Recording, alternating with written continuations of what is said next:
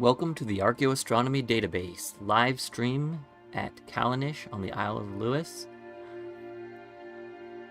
Well, I only wish that I was there in person, though it's looking like the weather tonight is a little bit more cloudy than even yesterday, when a few glimpses of the moon were amazingly able to come through.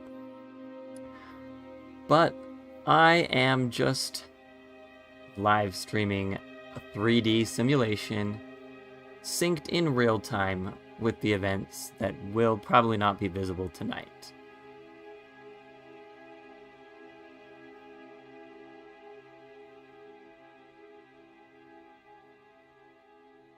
If you attended the live stream yesterday or watched it back afterwards, the view was fairly static as I wasn't able to be at the main computer the entire time, but today I should be around, able to answer questions, change views by request, and keep things a little bit more dynamic and interesting.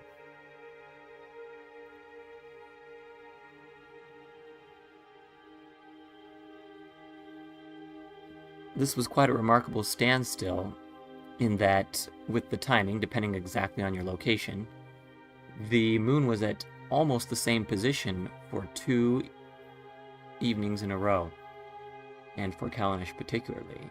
I think it may be even slightly lower tonight. I'd have to double check the further decimal places, but for all intents and purposes, on the 28th the moon was at the southern position, and now on the 29th it's at virtually the same southern position. And the difference tonight will be the moon will be setting a little bit later, as it does every night, and so the skies here in the simulation will be a bit darker and the moon will glow a little bit brighter.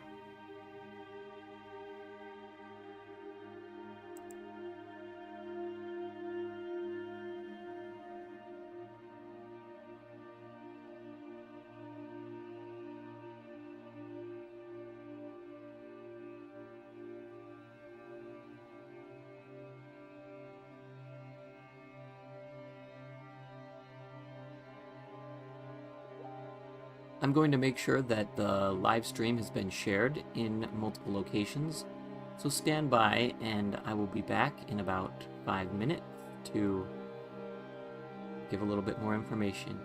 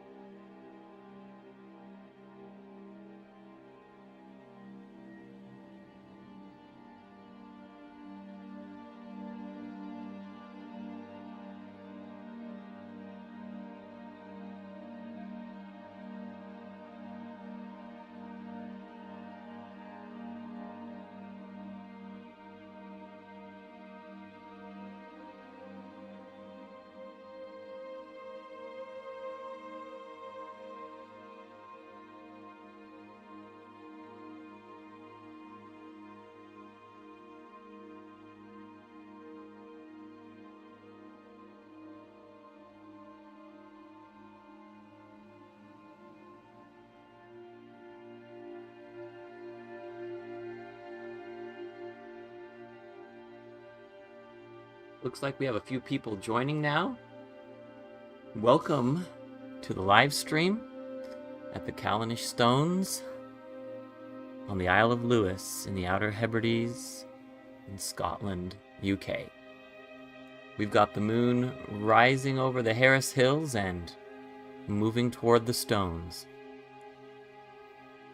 Feel free to say hello in the chat, ask any questions, make any requests for a change in views, or to demonstrate anything that you're curious about.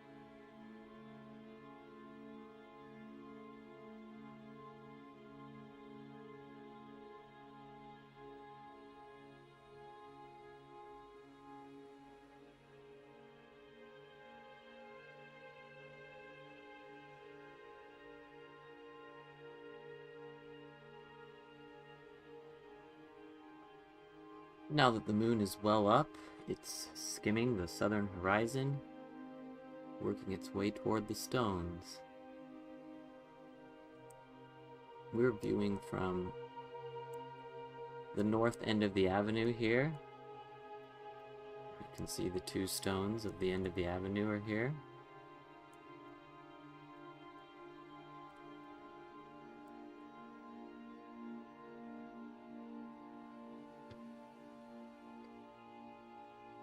I'm going to move over toward this stone for a moment.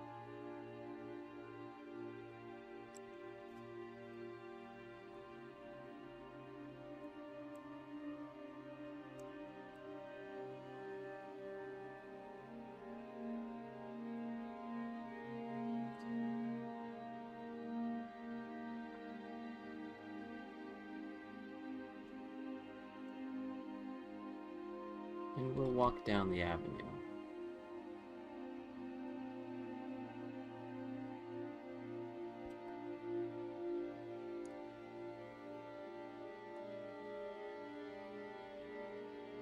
Now, this amazing 3D simulation has been put together with the efforts of many, including Callanish 3D design.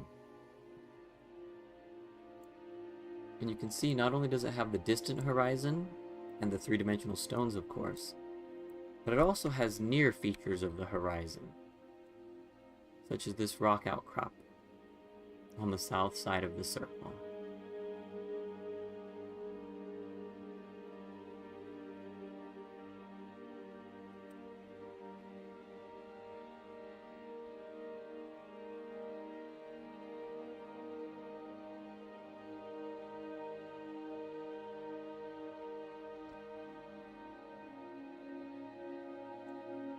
When we move this far and bring that rock outcrop into the nearer distance, we can see that the moon's already sitting above the rock.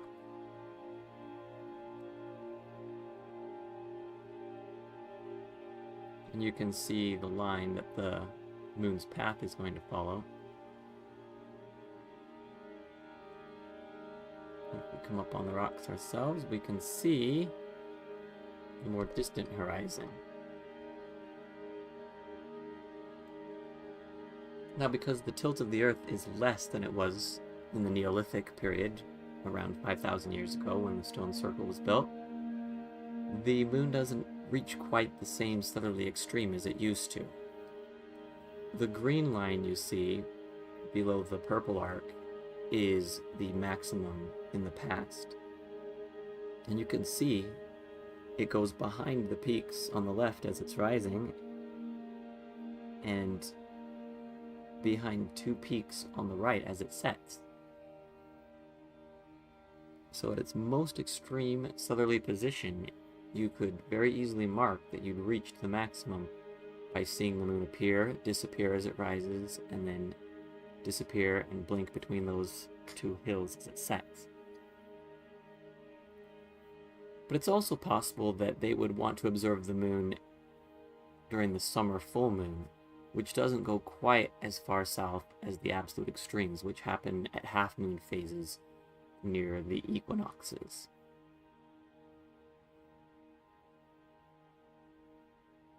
The ancient summer full moon sat a little bit lower than this position that we're showing tonight, but not a whole lot lower, so maybe somewhere in between the green line and the purple line.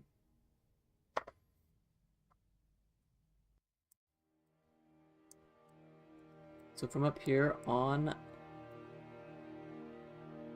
the outcrop, we can get a nice view of the stones.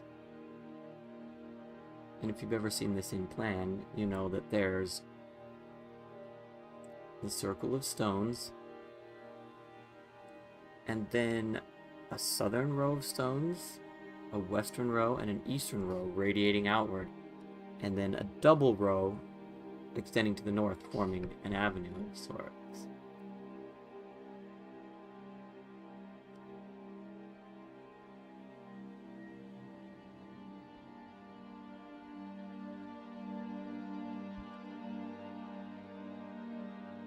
And at some point, a burial cairn was added to the center of the circle.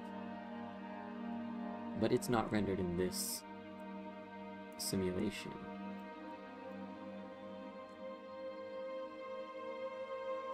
So now we're in the circle with its striking central stone.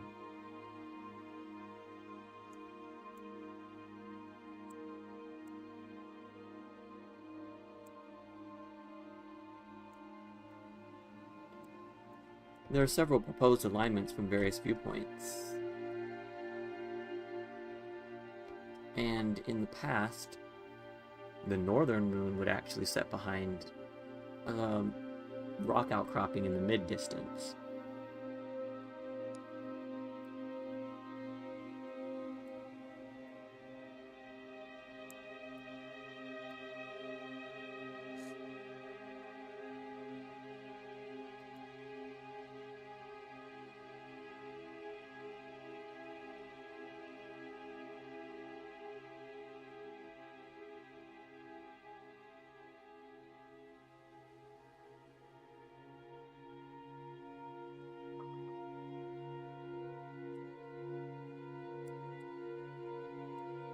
Let's proceed back down the avenue toward the north side.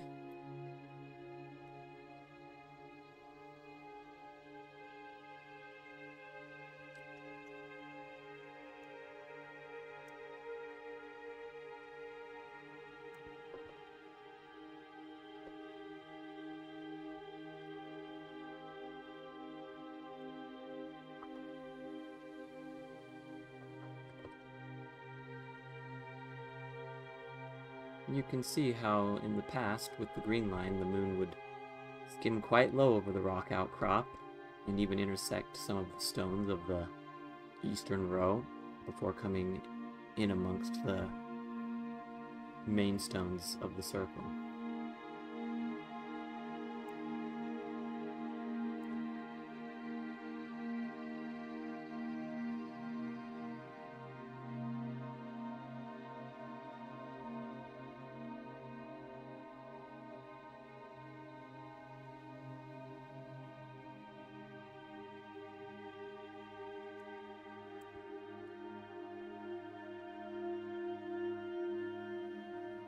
I'll be back in a few minutes. If you want to say hello in the chat or ask any questions, feel free to do so, and I will read and answer each one.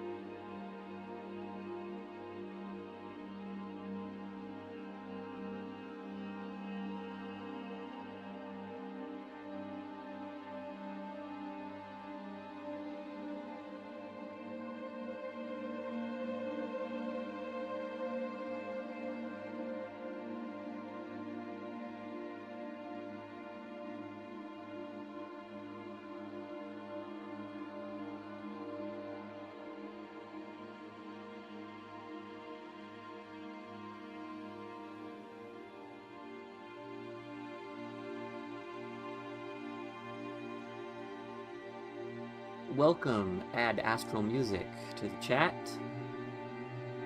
I'll read your comment. It says, beautiful simulation. When my wife gets here from the Philippines and her visa to holiday in the UK clears, we are going to visit Shetland and Orkney.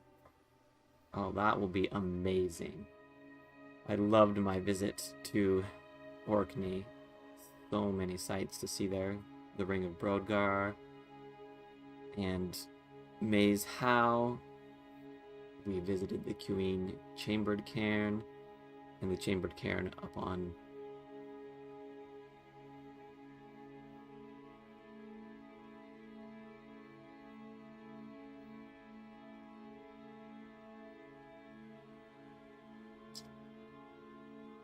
I can't remember the name of that hill. I'll have to look. Oh, and also the Unston Chambered Cairn and various standing stones all across the island.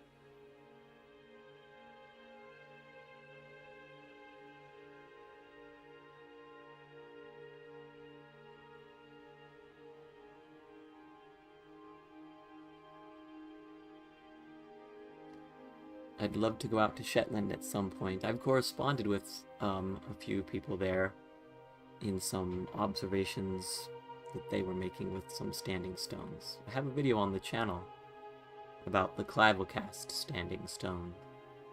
You'll have to check it out if you get a chance.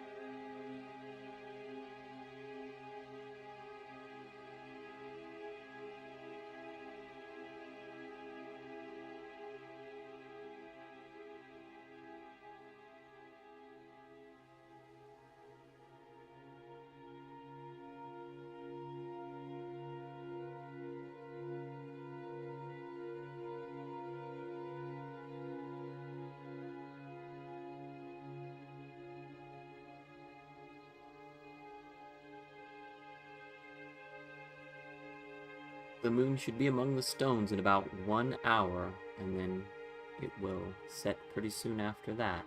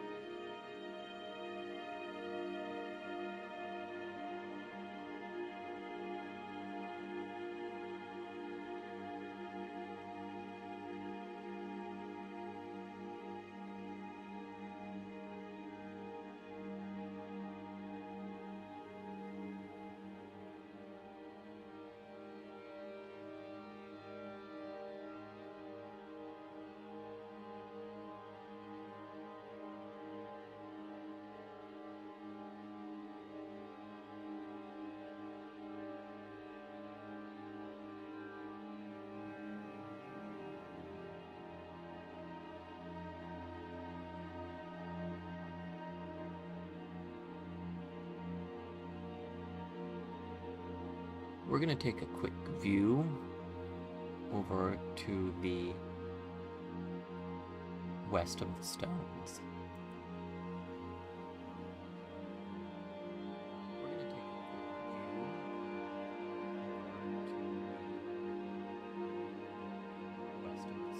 We're going to take a quick view over to the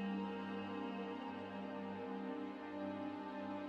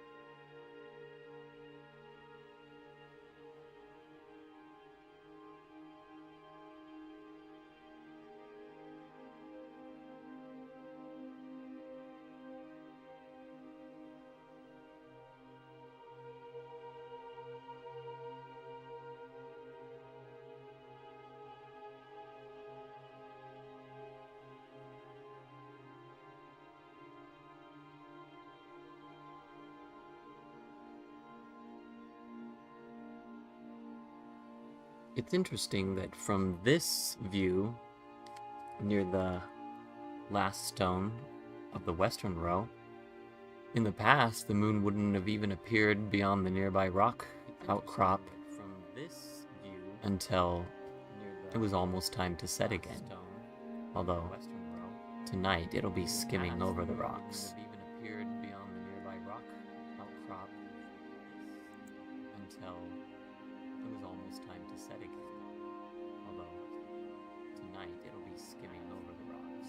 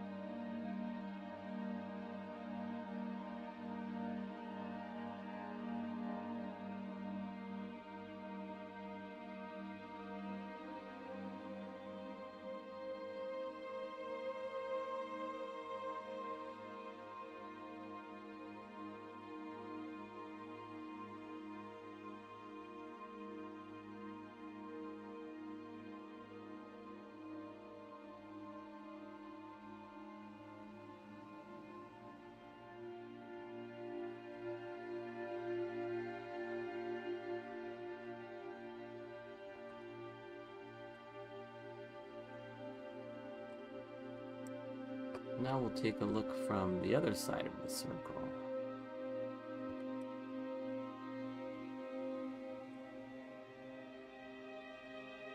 Out at the end of the eastern row.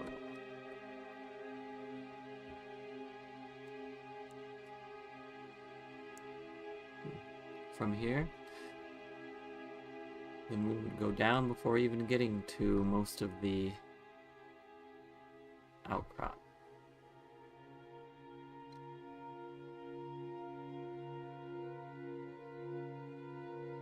And from the end of the southern row, the ancient moon wouldn't appear at all, and tonight's moon would just blink.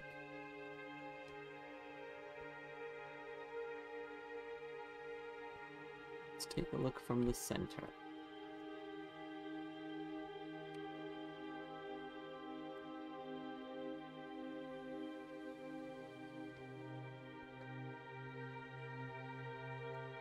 Right. So from here you can see the green line where the ancient moon would have been set just to skim along the very top of the outcrop for almost the entire hour.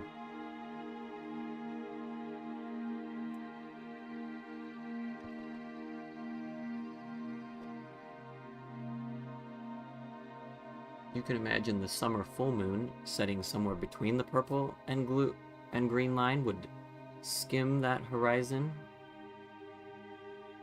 And if you had any ritual with figures up on the ridge nearby, then they could have the moon right behind them, silhouetting them against its light.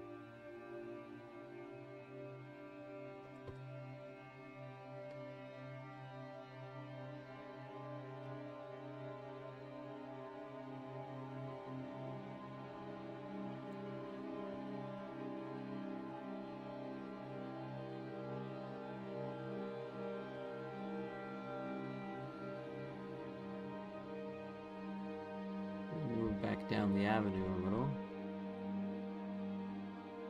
You still have that moon skimming the horizon. Oh, the near horizon of the outcrop.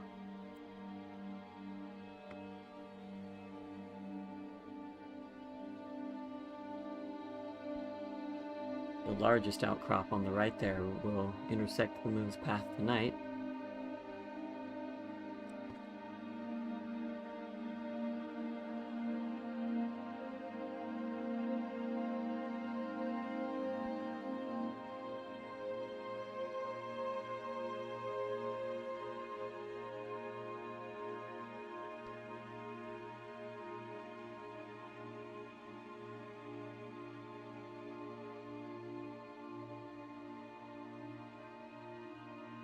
Alright, back to the north end of the avenue. The moon is sitting nicely above the second stone of the eastern row.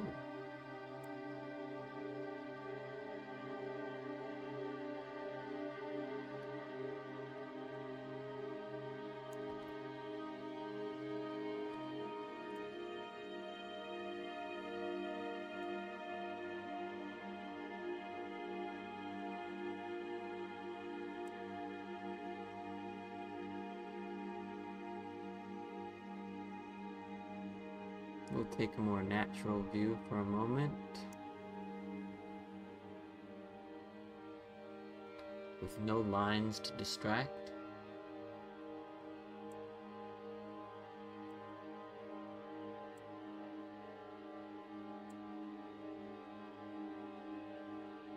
Tonight the moon is just a little bit more full than yesterday evening. Not quite half on the Terminator, but very close. That waxing half moon, or almost half moon. It also will set a little later tonight, so the skies will be a little darker than in the previous simulation yesterday.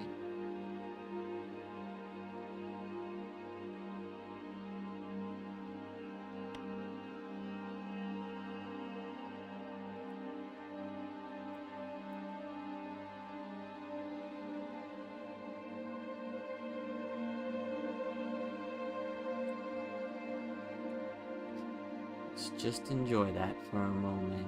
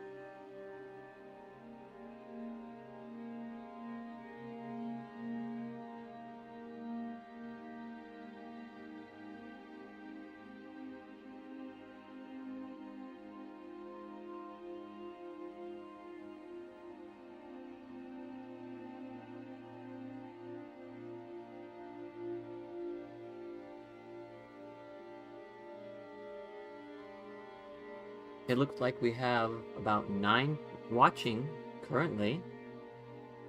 If you'd like, go ahead and give a hello in the chat.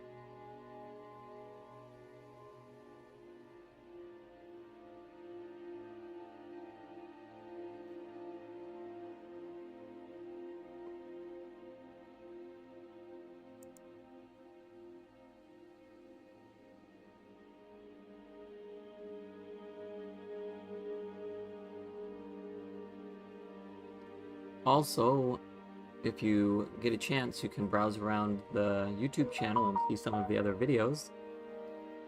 And as my phone just reminded me, there's also the Archaeoastronomy database group on Facebook, where some images from last night were shared, and there's a lot of discussion there and other links to videos and information.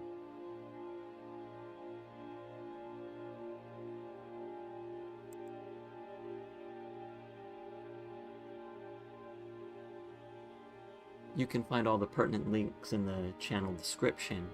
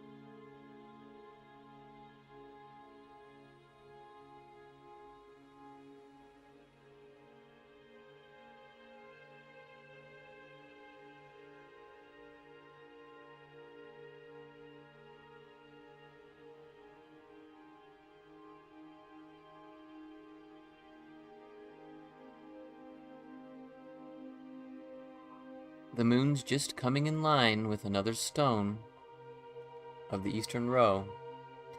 Here we are viewing the central stones down the avenue, looking southward from the north end of the avenue. You can see a little bit of the distant horizon where the moon finally sets. On the right, where the path leads, the purple lines that the moon's currently on, that's its trajectory tonight.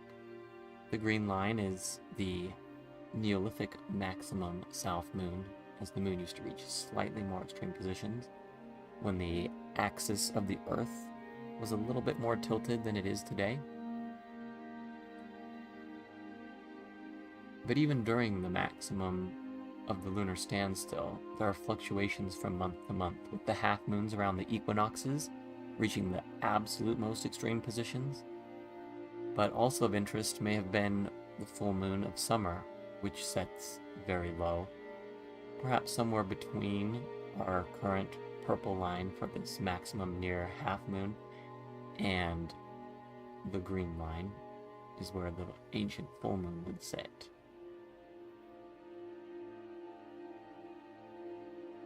Over the next little while, the moon will dance among the stones, peeking in and out. For tonight's view, it will skim the rock outcrop to the south.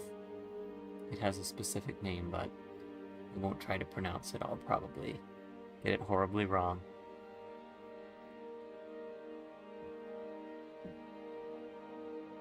And then finally the moon will set over the distant hills that you can just see there on the right.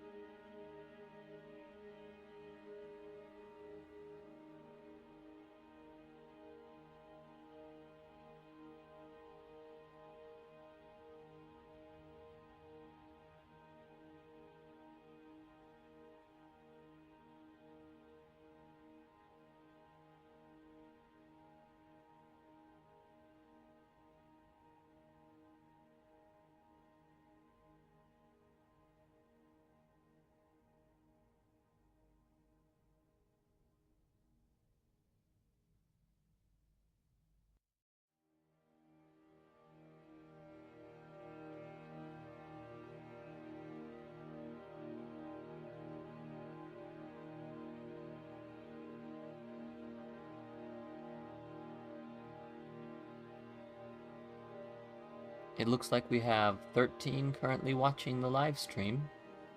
If you'd like to give a shout out in the chat and say where you're watching from, or just to ask a question or leave a comment, I'd love to respond to those.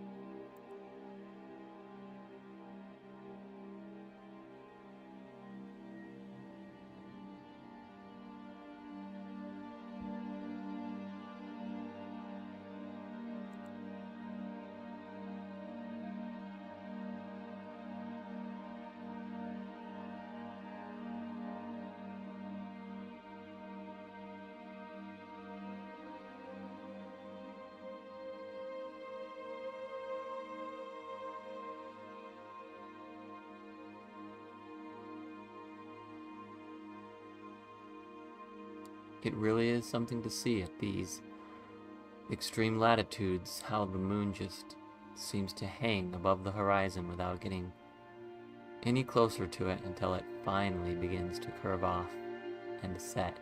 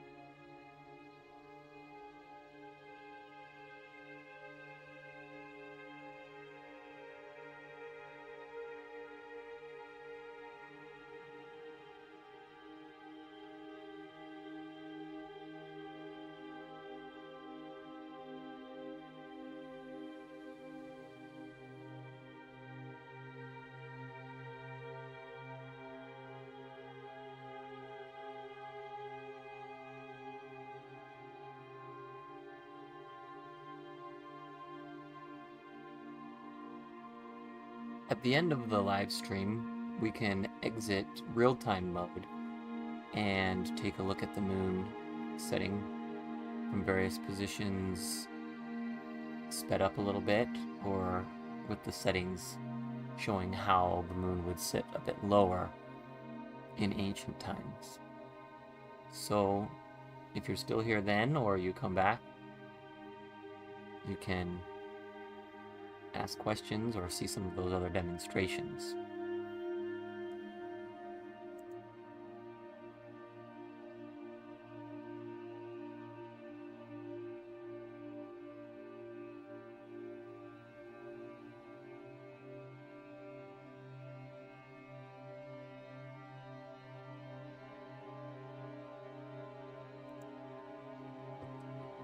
Let's take a walk down the avenue for a moment.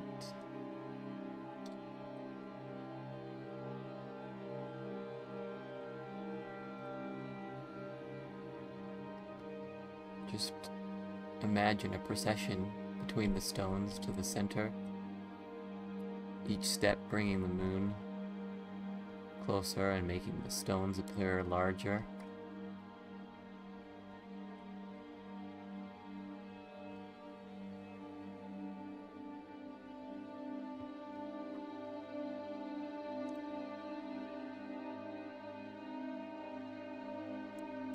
Tonight the moon will just skim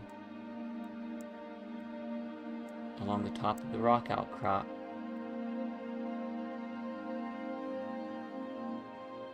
But in the past, you can see with the green line, the moon would have actually disappeared behind it, only to reappear again shortly before peaking between those last two hills in the more distant horizon.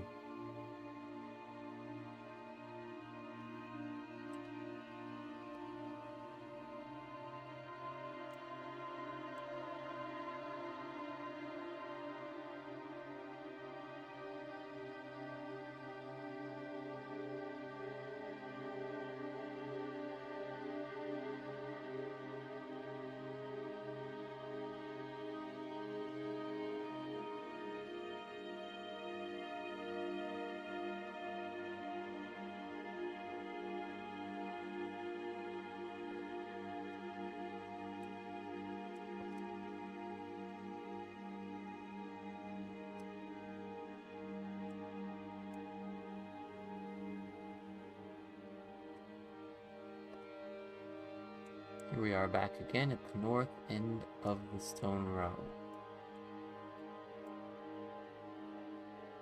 The double row that leads towards the central stones.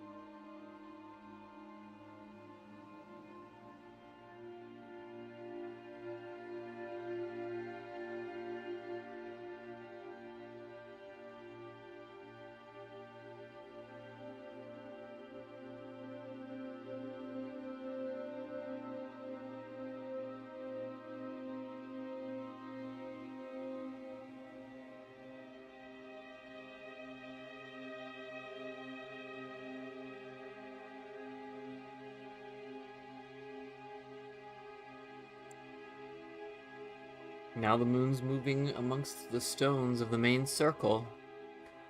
We can only see a little bit of the dark limb of the moon there.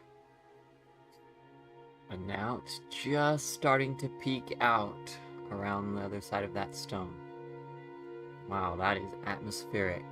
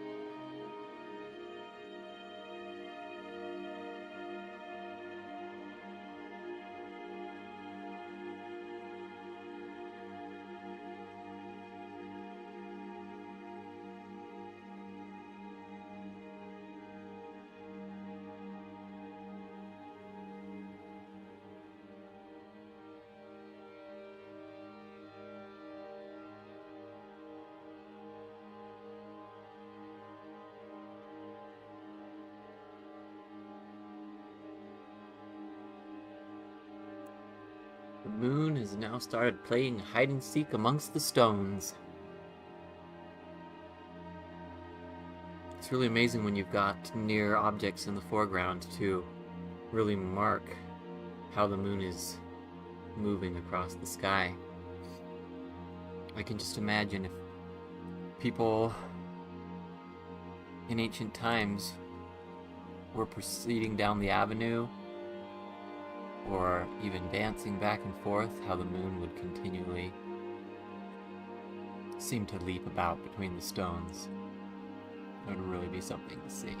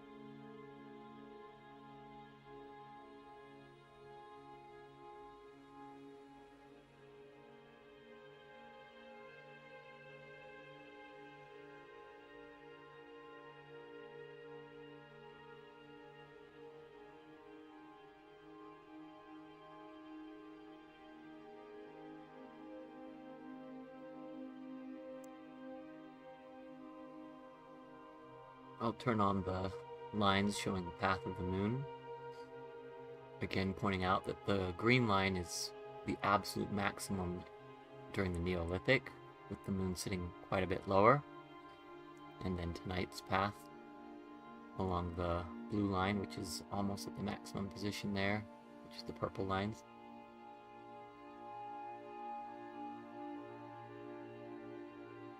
Just let me know as we continue on now that the moon is in its final descent. If you want me to show any different views, or you have any preferences on how the display for the simulation is working. If you'd like a closer look, or you'd like to see the whole layout. And stick around at the end, because then we'll back it up and run through the whole process a little bit faster, and then we can even set the date back to the Neolithic when the stones were put up, and we can compare the ancient situation to what we observed here.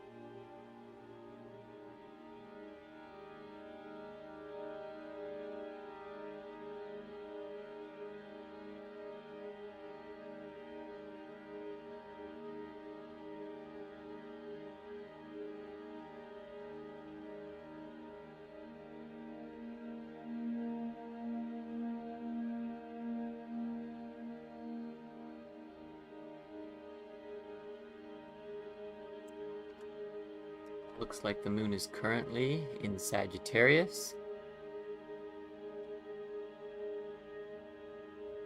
You can see a few of the stars of Sagittarius starting to appear.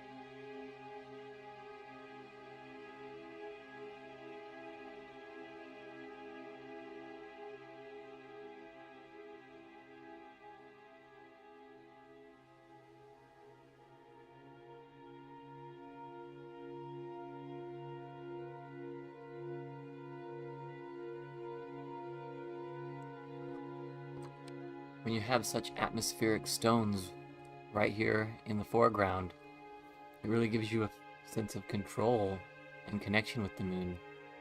You can move back and forth and really move that moon along.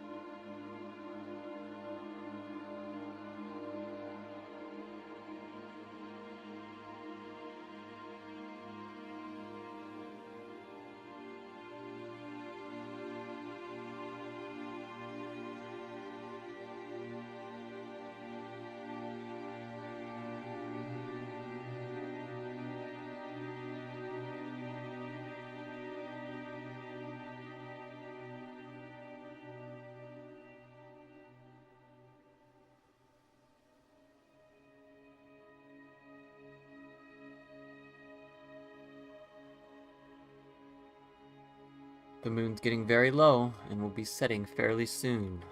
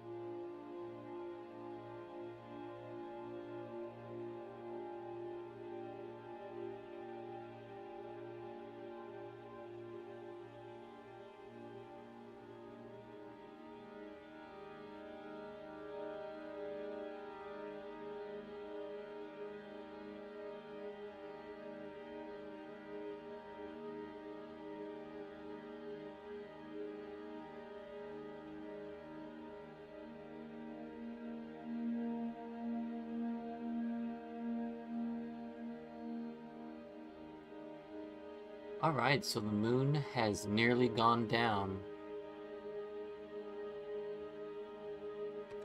You can see from this view, toward the south end of the stones, that it came over the outcrop and is just skimming the last bit of the horizon. Anciently, the moon would have already been down by now. You can just barely see that green line on the left there.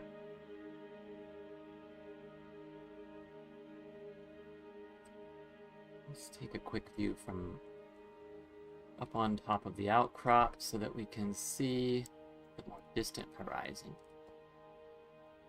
Just to recall the full path of the moon. And even after the moon set, if someone were able to quickly get up here, they would actually probably be able to see the moon again for just another moment by getting a little higher elevation. No, the horizon's quite dark.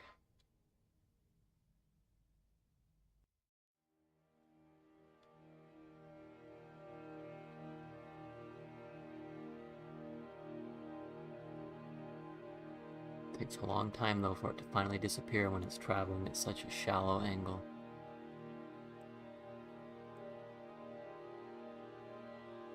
It's just like the top of a great circle.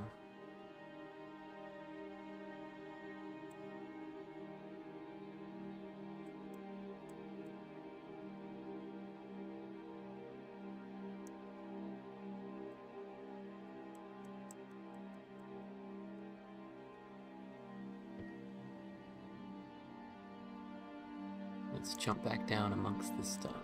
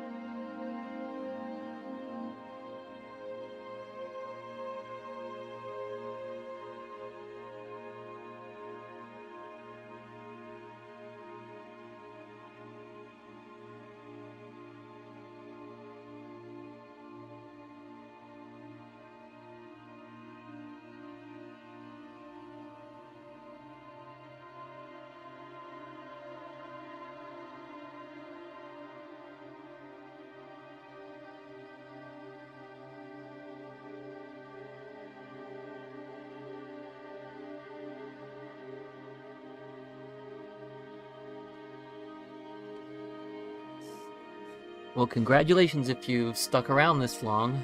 You've now seen the southernmost moon setting through the stones of Callanish.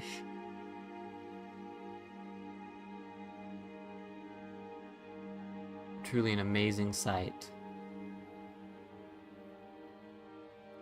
So now that the moon is well set, let's go ahead and take a look at a few things here.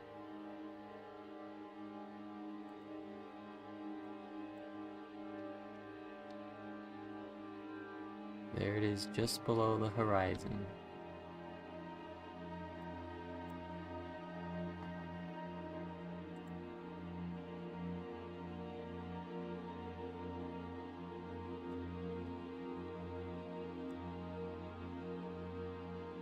You can see there's the circle of the moon at its southernmost position, and it spirals up to this circle at its northernmost position.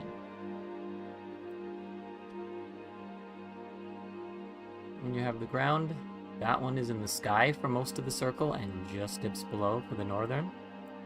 And the opposite situation for the southern maximum, where for most of the time the circle of the moon's path is below the horizon and just peaks above the horizon for these few hours that the live stream has covered.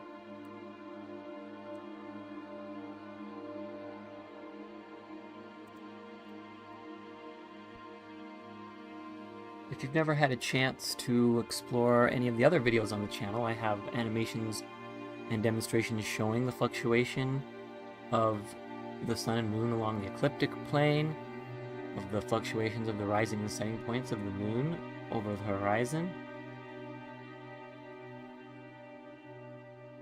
and many other illustrations and demonstrations like that. Oh, it looks like we just had Georg show up in the chat. A big thanks to him.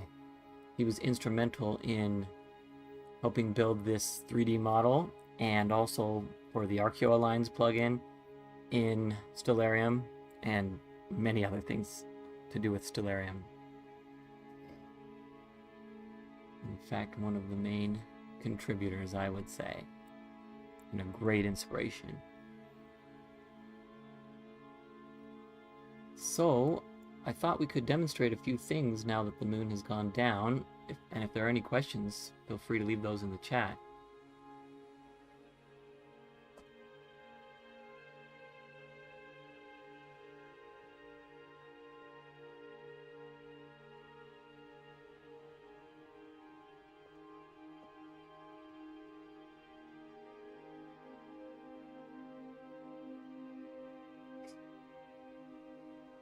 So let's back up time a little bit here. And we can see what we observed today.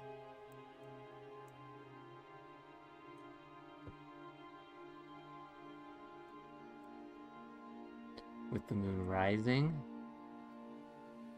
and then coming into the area of the stones and finally setting.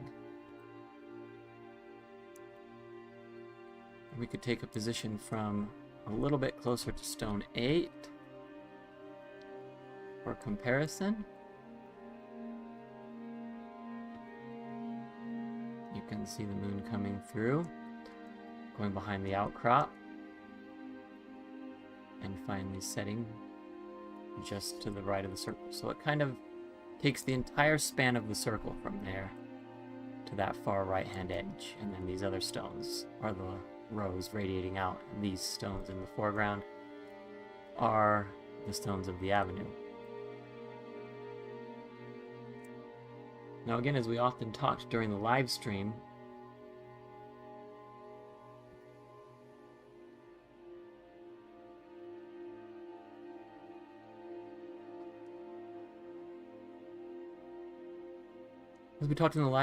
the moon was a little bit lower in the Neolithic, represented by this green line for the Neolithic maximum southern moon.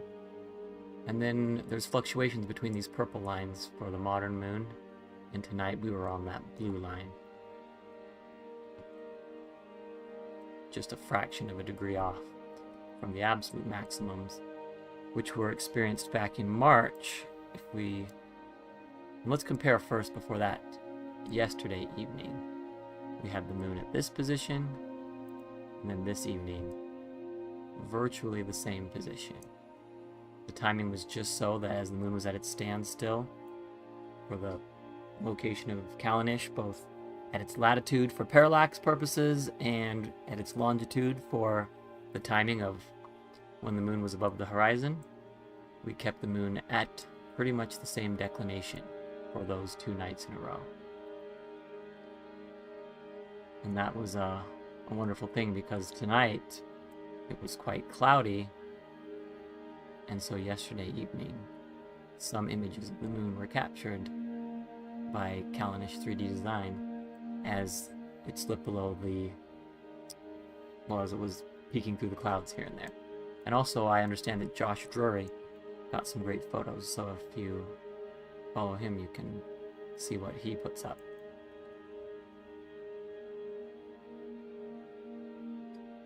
So just jumping back to March really quickly.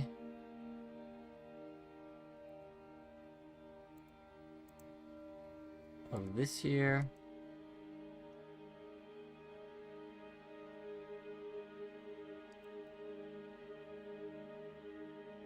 You'll notice the blue line comes right into the purple lines.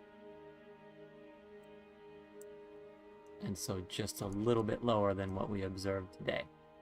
Today was one of the last extreme events for this Major Lunar Standstill cycle.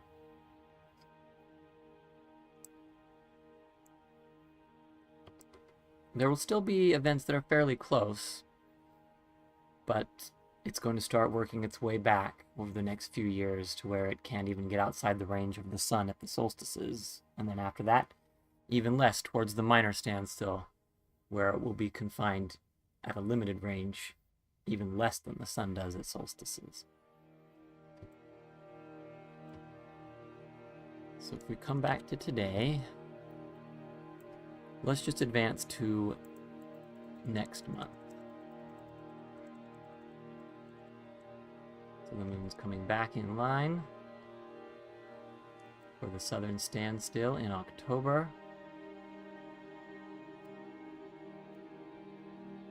Not too much different, but at a very thin crescent phase. So you have to take the phase into account as well. And then one more month into November, and you can see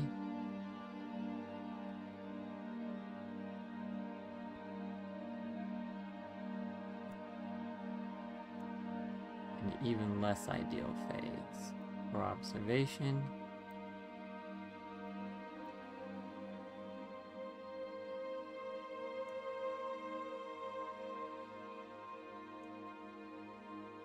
For 1 day off, though.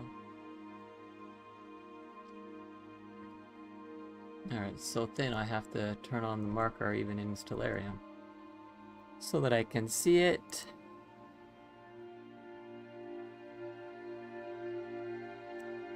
A little lower on the 22nd, 23rd's higher, and 21st, so the 22nd. So you can see now that's going to be less extreme than what we observed tonight, and they'll just continue to taper from there. If you've seen the graph that I've posted on the website or on some various Facebook posts, you can see the fluctuation of the extremes and how they begin to taper for the rest of 2025 and into the beginning of 2026. Though it's still worth observing, especially at phases that are more observable, or I would say the next several months, if you haven't had a chance to see it with your own eyes. Even just to mark it in your local neighborhood where it rises and sets, so that over the next several years you can watch it decrease in its range of rising and setting positions and its height or maximum low position in the sky. So for a moment, let's jump back to the more distant past.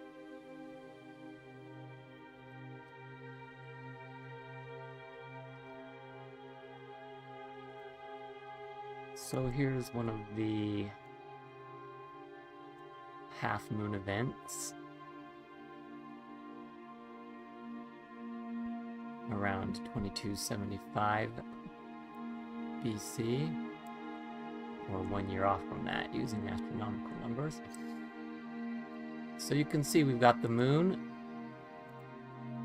very low with that green line that we were using to mark the ancient position.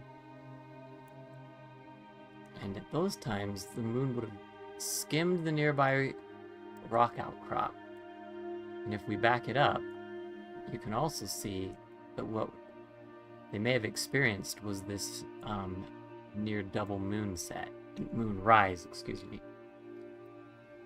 With the moon coming up in this little saddle in the Harris Hills, and then nearly disappearing, maybe depending on the actual situation and slight variations in the altitude of the moon based on atmospheric conditions and refraction. It may have disappeared completely and then reappeared, so they could mark the most extreme southern position fairly accurately that way. Then the moon would have skimmed along the horizon, disappeared behind the outcrop, only to basically disappear at this point into the circle. And we don't have a bright enough phase to hardly even show anything here. We'll try a different one in just a moment. If we come up into the circle, though, you can see that a moon at that time would have just skimmed the horizon of the nearer outcrop pretty shortly after rising. And if we were to get a view of the more distant horizon, you can see that there's a similar setting situation where the moon would come and skim the more distant Harris Hills and then go behind this hill and peek out between these two hills, perhaps even completely disappearing behind this hill, and only to peek out again. And from some analysis that I've done, I've noticed that many of the Callanish sites, besides the main site here at Callanish 1, have similar double moonrises or moonsets, and sometimes something approaching a triple, like this. So that's something I'll probably do a video on sometime in the future. Now, although that's the maximum moon at a half moon phase, or something near a half moon phase, it's a little bit less, it's a crescent. The summer full moon is still quite low and may have been of even more interest. So let's jump to July.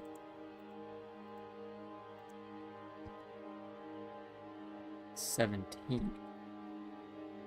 Oh.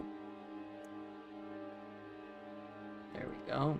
And reset our position. The 3D model comes with some preloaded views, and you can save your own as well.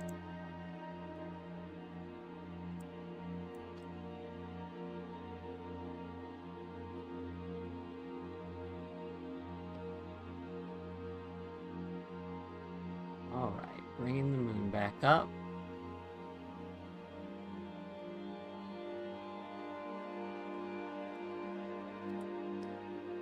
There we go. Let's just double check that we're on the right day. And quickly do that just by toggling. And so you can see that the full moon does not set at quite as far as the absolute extreme, but it provides a much more dramatic observational event. If I move us back into something slightly closer to the modern day, you can see how the purple line has adjusted itself, and compare here. So a little bit lower. It rises without going behind the hills in quite the same way, although they likely still would have marked that to know they were in the standstill season, and then waited for this full moon nearest the summer solstice, which should be the lowest full moon of the cycle, or near to it.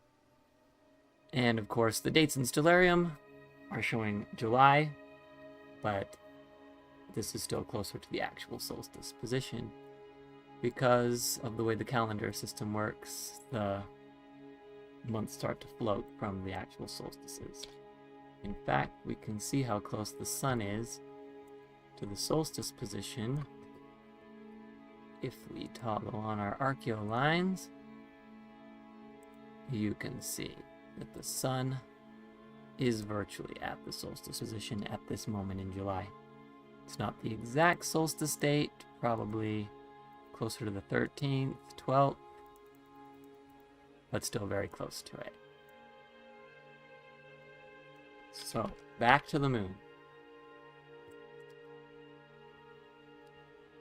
So the full moon near that summer solstice is rising low, skimming the Harris Hills, then coming in line with the circle.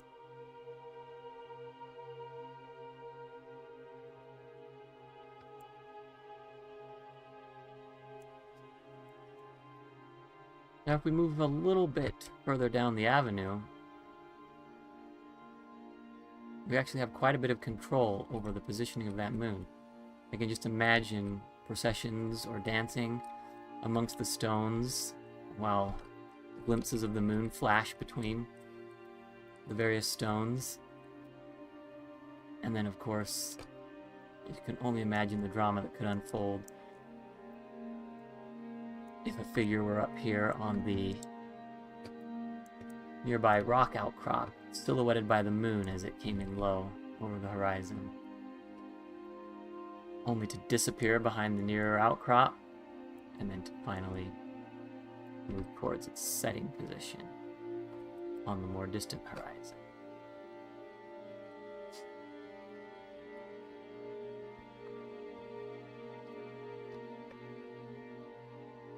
Are there any other views or questions that people have, or that they'd like to see demonstrated?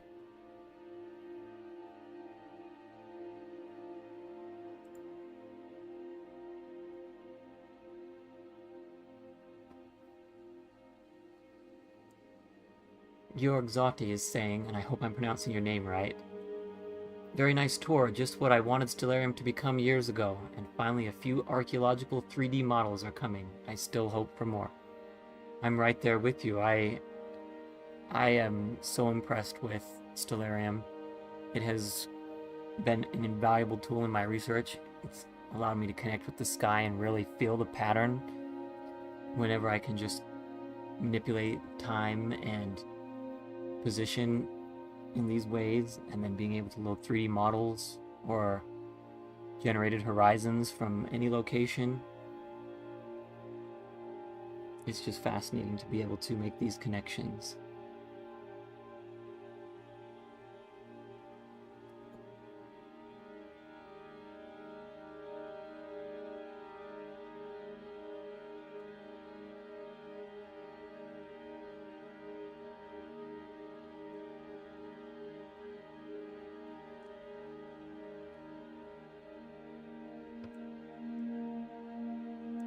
Here we'll set up a nice view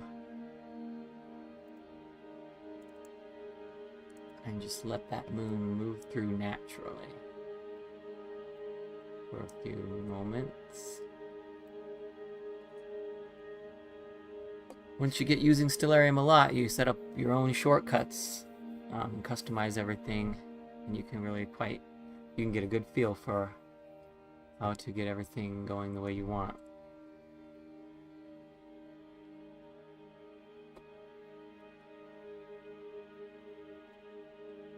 Turn off the lines here.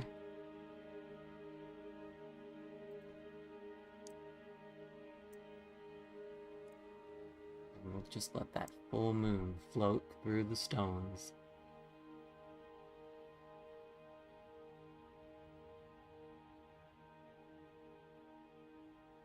I had an opportunity to visit Callanish in April of this year, not during the Southern Standstill, unfortunately, but it was actually during the Northern Standstill. And although it doesn't reach the same position as in ancient times, I was able to actually adjust my viewing position down the field a little bit and was able to see a double moonset over an outcrop towards the northwest. And that was quite exciting. We were up at the stones at all hours in the middle of the night to see the moon, almost every sunrise, every sunset, and times in between as well.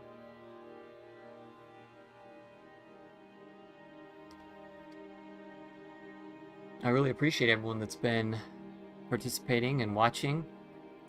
If you haven't had a chance to participate on the Archaeoastronomy database much before now, just want you to know that there's a website, there's a Facebook group, and of course the YouTube channel. So feel free to browse around there. You can see links in the description to the website and the Facebook.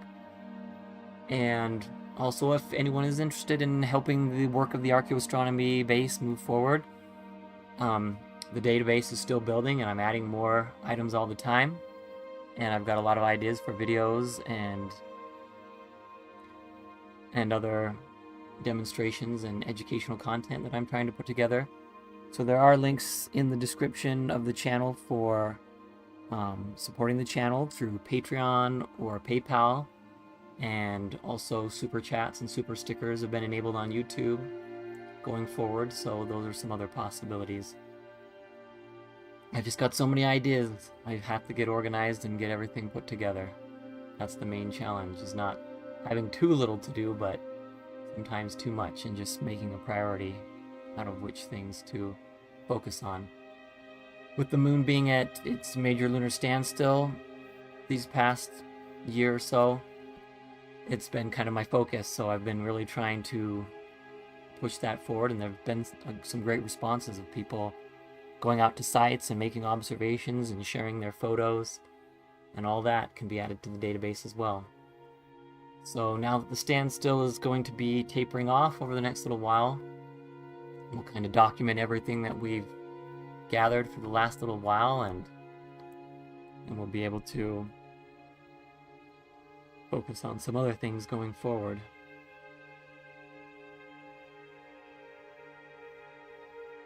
Looks like Andy is saying hi from the southeast of England, but again, he's like I've been hearing from many places in the British Isles, it was too cloudy tonight, so it was really lucky that many were able to observe last night when the clouds, while they weren't perfectly, it wasn't perfectly clear, they had a few more gaps in the clouds at various locations to be able to see the moon.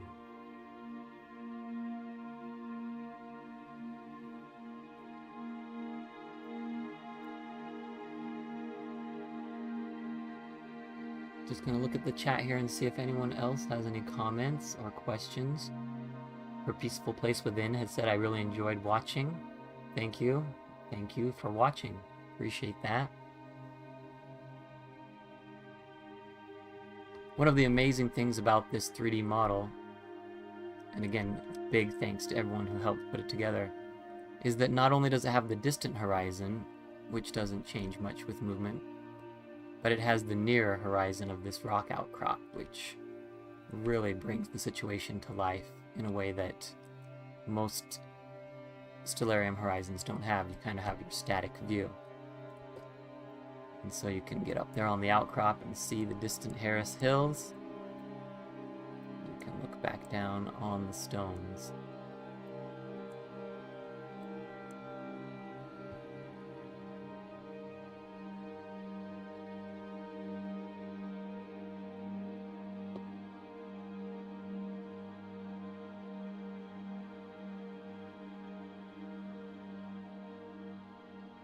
It looks like Ad Astral Music is asking how he can contact me through the Archaeoastronomy database.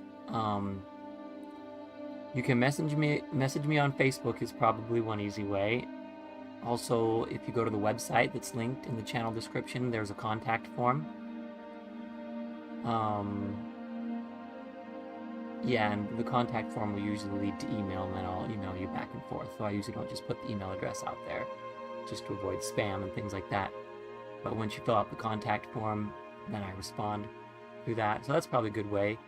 Or if you're on Facebook and you want to share a post, if you put it together with as much information as possible of what you observed, where and when, timestamps if possible, then usually I'll review that and then may post it as a post. Like it's held, and then I might post it onto the Facebook group. So any of those ways will work.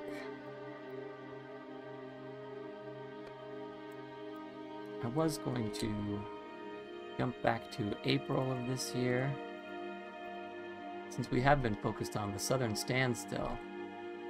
Thought it might be interesting to show the Northern Standstill.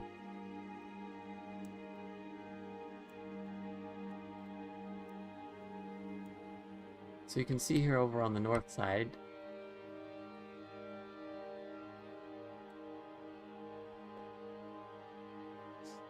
it's not quite matched to this part of the horizon that's rendered. So let me switch to one really, well, actually we won't bother with that, but this bit right here in the middle of the screen is a rock outcropping kind of in the middle distance, not quite as far as the more distant hills and not quite as close as the southern outcrop. But if we turn on the path of the moon and we find an ancient northern standstill, let's say, let's just go to,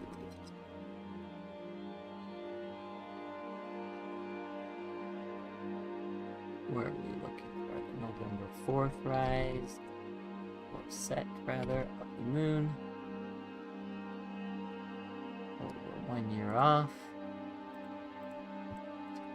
There we go. So, at the northern standstill, the moon rises high in the sky.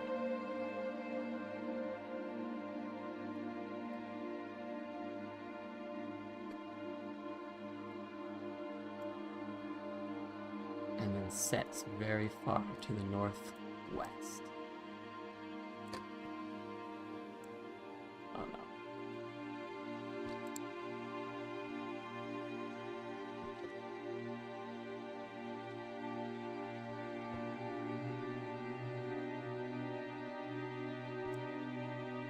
Okay, it looks like this will be a daylight setting of the moon, but if we zoom in, we can demonstrate. It's a near half moon. You see that the moon, in this case, disappeared completely. Let's go for something a little closer to a full moon. In winter.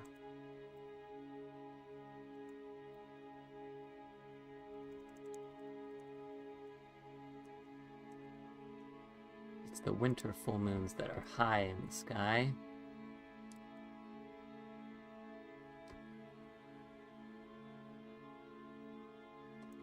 This one should be good.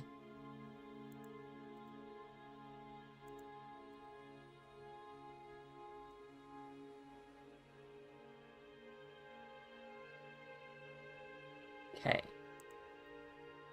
So, pretty similar for 2 nights in a row.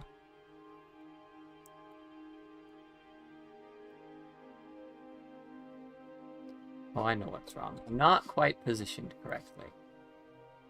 So, let's reset our position to the north of the avenue.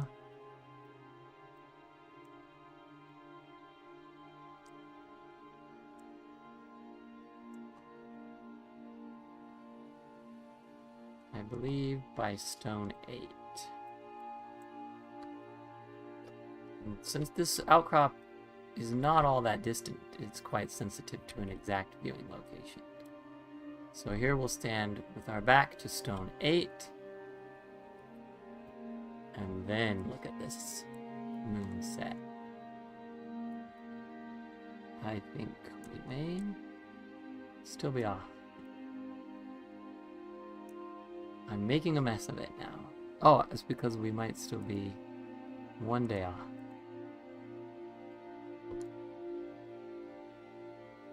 It's very close. Can't remember exactly which was the best position now.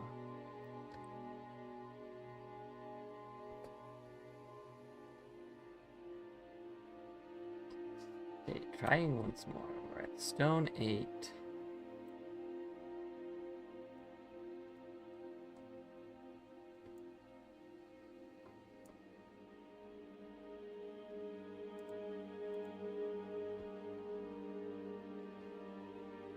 I suppose it doesn't do it with the full moon phase then, so we would have to be more at one of the maximums near spring. That's probably what I'm forgetting.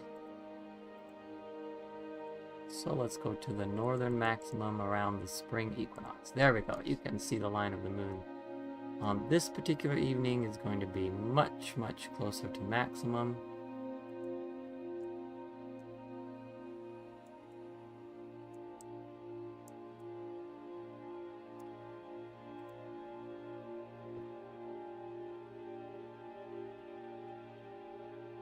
So then, as viewed from the position of stone 8,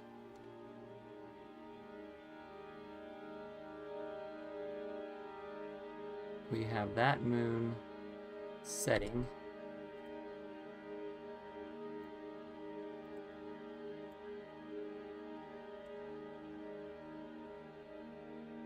and you can see it goes behind the outcrop completely and then just blinks again. So that's another more precision marker for the absolute most northerly extreme, which again occurs at near half moon phases. You can see the moon here is just a little under 50% illuminated.